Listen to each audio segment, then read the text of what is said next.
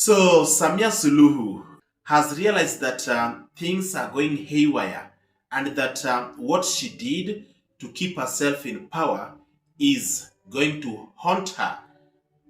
This is after the world is now in access of the information of everything that actually happened, the atrocities, the brutality that the government of Samia Suluhu meted upon the people of Tanzania after her disputed election. Now, listen to what Samia Suluhu had to say in regard to the deaths of the innocent Tanzanians. She's now putting the blame on the military. Hey, a very big joke. Umezungumzia mauaji yaliyotokea Mwanza, lakini kuna mauaji yametokea Mtwara, na kwa taarifa zilizopo ni jeshi lako ndio lililofanya mauaji. Kwa maana hiyo, taarifa nilionayo ni kwamba sasa jeshi limetengeneza kamati ya kufanya uchunguzi alafu walete taarifa. Haiwezekani jeshi lifanye mauaji, jeshi lichunguze lenyewe. Ndugu zangu wananchi na Watanzania, nimemwelekeza waziri mkuu aunde kamati nyingine iende ikafanya uchunguzi wa mauaji yaliyofanywa na jeshi la polisi, alafu watuletee taarifa. Lakini wakati huo huo, Mheshimiwa Waziri, nataka jeshi lako lijitafakari, waone kama kinachotokea ndiyo misingi ya jeshi la polisi au vinginevyo. Kwa tutasubiri, ndugu wananchi, taarifa ya kamati huru itakayoundwa na waziri mkuu ituletee taarifa, tulinganishe na ile ya jeshi la polisi na tuone taarifa mbili. Hello, welcome back to Solo Podcast, and in this video, a video that I'm doing well. I'm not really okay, having watched the documentary by Larry Madowo of CNN. Quite a disturbing documentary about what happened in Tanzania after the disputed general elections that saw Samia Suluhu being declared as the winner. This documentary has actually exposed Samia Suluhu and her government badly. They tried to cover everything.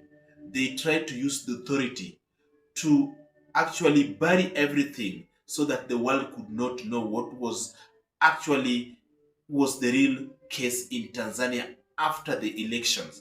And the documentary has brought it out clearly that many people, countless people were murdered by police, and some of these videos were really disturbing. I'm telling you, like I watched it with heavy heart, seeing this woman who is just shot, not attacking the authorities. She was actually running away from police officers, and she was shot dead. Mark you, she was pregnant. It is quite disturbing. And look at the mass grave. The number of people that were stuffed in mortuaries. I'm telling you, there is a problem. There is a problem. And if this cannot be a lesson to any African, then there will be no lesson again. Samia Suluhu should be in jail as we speak. There is no more evidence that is required to put her behind bars, because she actually was she's the head of the country. She's the head of the military. She's the head of the police. And you cannot tell me that these orders were given by someone else. She is the one who gave out the orders as the commander-in-chief of the armed forces. And therefore, the buck stops with her. She has to carry the responsibility, not any other person. Imagine after she realized that the world was now in access of exactly what happened in Tanzania, her brutality. Now she comes out and says that a committee has been put in place. We call it a committee of inquiry to investigate how the military killed the people of Tanzania who were trying to fight for justice.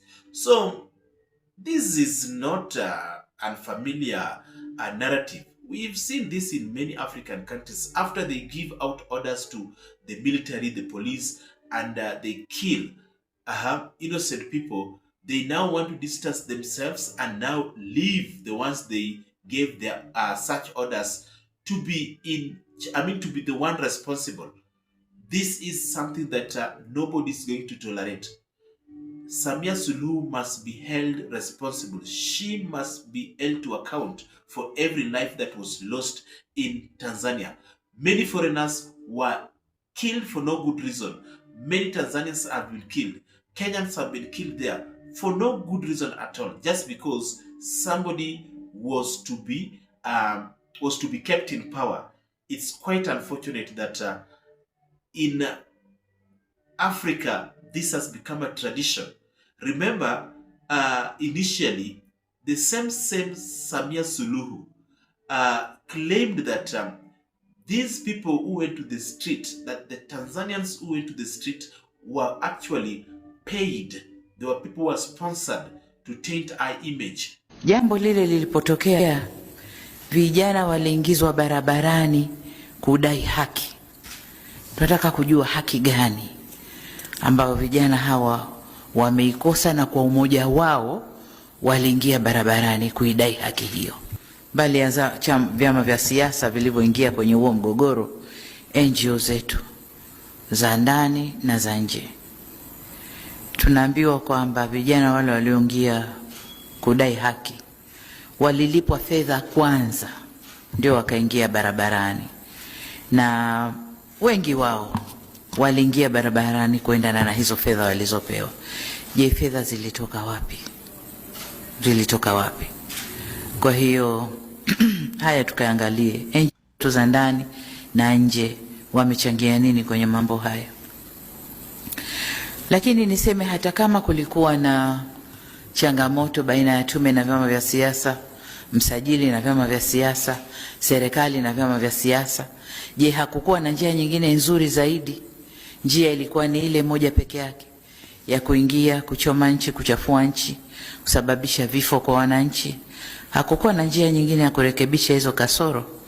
Hebu twendeni tukaangalie pia. Now she's the same person who now puts blame on the military and the police, trying to say that, you know what, you must be responsible for killing. You must explain how these Tanzanians lost their lives. And you know, this is playing with people's psychology. It's a reverse psychology. She knows exactly what happened. She knows the orders that she gave out. Therefore, this is not a child play. The international community should now step in with speed and ensure that Samia Suluhu is arrested and taken to ICC to account for these lives. We cannot sit as Africans and watch. These things have been happening in African countries. Every electioneering year, every electioneering event in an African nation, elections are never free. And if you dare criticize the government, if you dare stand on their way, the only thing that comes to their mind as a solution is to clear you.